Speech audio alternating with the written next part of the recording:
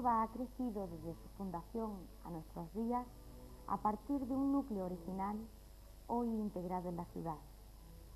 Aplazando momentáneamente el asunto de la población ibero-turdetana en nuestra ciudad, del que pocos datos arqueológicos se disponen, pensemos que los orígenes de Córdoba la dibujan como un campamento militar romano. Corría el principio del siglo II a.C. cuando el pretor Lucio Marcio se establece en Córdoba. Decimos se establece en Córdoba y parece incongruente decir así cuando se trata de asentarse por primera vez en el lugar. Esto es, ¿qué era Córdoba antes de ese momento? Los historiadores de nuestra ciudad, cuando tratan de aproximarnos a este momento original de la población, aportan pocos datos y hemos de contentarnos con meras conjeturas. Antonio Jaén Morente, autor de una de las clásicas historias de nuestra ciudad, entiende que la etimología más acertada de Córdoba remite a su primitivo emplazamiento en un alto, a occidente o al norte. Con Humboldt, entiende Jaén Morente que Córdoba significa car o cor, altura, cerca del río. Esta interpretación se ve abonada por las excavaciones arqueológicas llevadas a cabo en la colina de los Quemados, en las inmediaciones al cementerio de la Salud, que han probado su ocupación por la cultura ibero-turdetana heredera de la de Tartesos.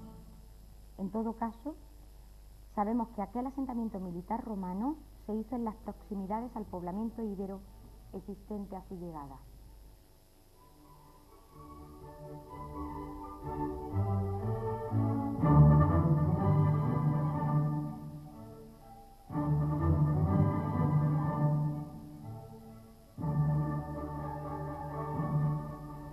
Córdoba, desde su fundación por Claudio Marcelo, ocupó con toda seguridad la zona que por el norte limita Ronda de los Tejares, Puerta Osario, Puerta del Rincón. Esto es, arqueológicamente está probado, y los más autorizados especialistas de don Samuel de los Santos a don Ramón Menéndez Pidal están convencidos de ello, decimos está probado el que la ciudad romana encontraba sus límites al norte en los puntos antes mencionados y que siguieron luego integrando el perfil norte de la ciudad musulmana y previa a esta de la visigoda. No es unánime, en cambio, la opinión de los eruditos cuando han de establecer el límite sur de la ciudad romana primitiva. Para algunos, el diseño de la ciudad, de acuerdo con el trazado típico de los campamentos militares, la urbs quadrata, encontraría su borde meridional en un supuesto lienzo de la muralla que atravesaría los Altos de Santa Ana desde el Portillo de San Francisco hasta las inmediaciones de la Puerta de Almodóvar. En ese lienzo de la muralla situarían la discutida Puerta de la Estatua en la Plaza de Santa Ana. Para otros, ese borde sur amurallado estuvo desde el principio paralelo al borde del río, y para ellos, por tanto, la Puerta de la Estatua sería la Puerta del Puente. Y todavía hay quien apuesta por un tercer diseño, según el cual la ciudad amurallada llegó, en efecto, primeramente, a partir de la fundación de la ciudad por Claudio Marcelo en el 169 a.C. hasta los Altos de Santa Ana. Ese primer diseño correspondería al tránsito urbanístico entre un campamento militar y una ciudad. Solo con la reforma augustal se ampliaría la muralla hacia el sur hasta donde lo permitía el río. Ello se haría a finales del siglo I después de Cristo. En ese mismo proyecto de ampliación urbana se levantaría el puente que todavía hoy nombramos como romano.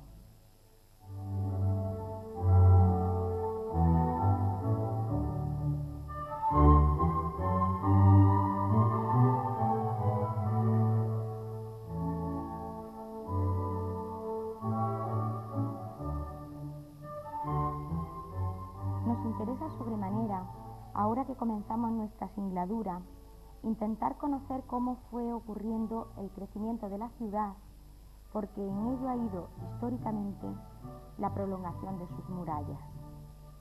En nuestra ciudad no hay o hubo una, sino varias murallas, tantas como la ciudad fue exigiendo con su crecimiento paulatino y que nosotros hacemos corresponder con sus grandes estadios político-culturales. Resumidamente, nos encontraremos con la primitiva muralla romana que sigue abrazando a la ciudad durante la dominación visigoda y que es la que encuentran los musulmanes cuando conquistan Córdoba a principios del siglo VIII.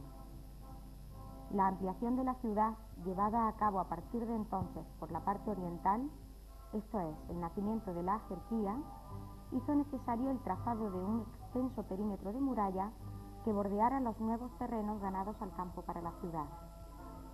Esta ampliación árabe de la muralla se haría en la primera mitad del siglo XII. Se entiende que durante la vigencia de Al-Ándalus en Córdoba no solo se construyó la muralla de la jerarquía, la que rodeaba la Medina, aunque en sus fundamentos fuera la que Roma construyó, necesitó de reformas importantes y documentalmente sabemos, casi continuas. En esa primitiva muralla de la zona alta de la ciudad queda incluido el tramo que atravesaba a Córdoba de norte a sur, de Puerta del Rincón a Cruz del Rastro, donde justamente pensamos iniciar nuestro recorrido.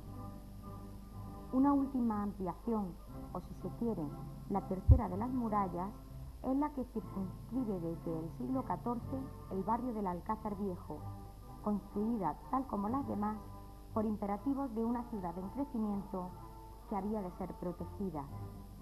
Esta parte de la muralla corresponde, por tanto, a la ampliación cristiana de la que ya rodeaba Córdoba en el momento de la conquista de San Fernando. Huelga decir que entonces, como antes en el dominio musulmán, las zonas de la muralla que ya estaban construidas precisaron de continua atención y remozamiento.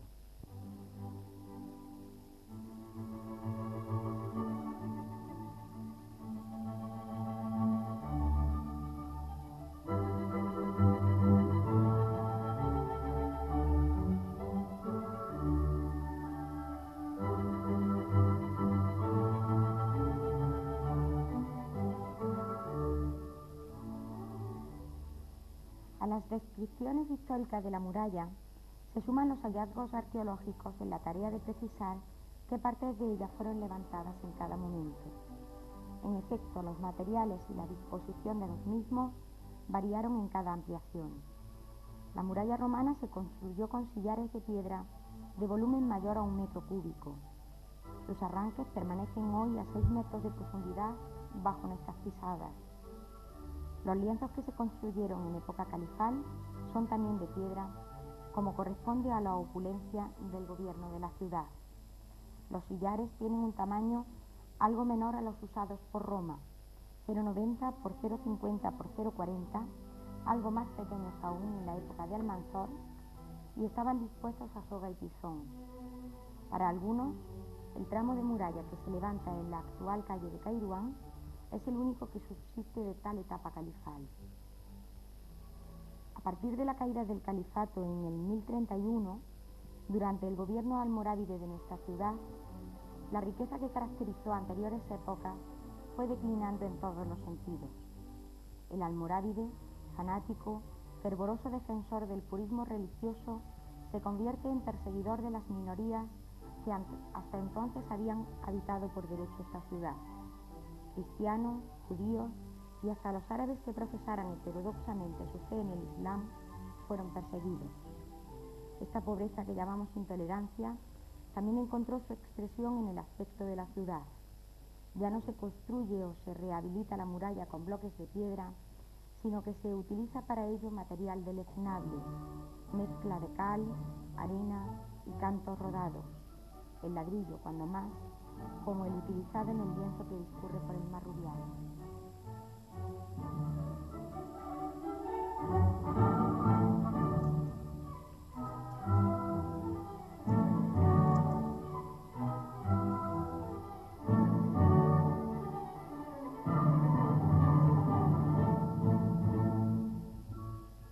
El paseo de hoy ha sido el de un pájaro viejo y afortunado.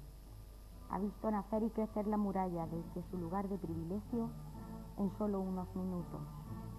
Nosotros, que seguimos atados a nuestra condición de peatones, necesitaremos mucho más tiempo para entender, paso a paso, la vida de la muralla.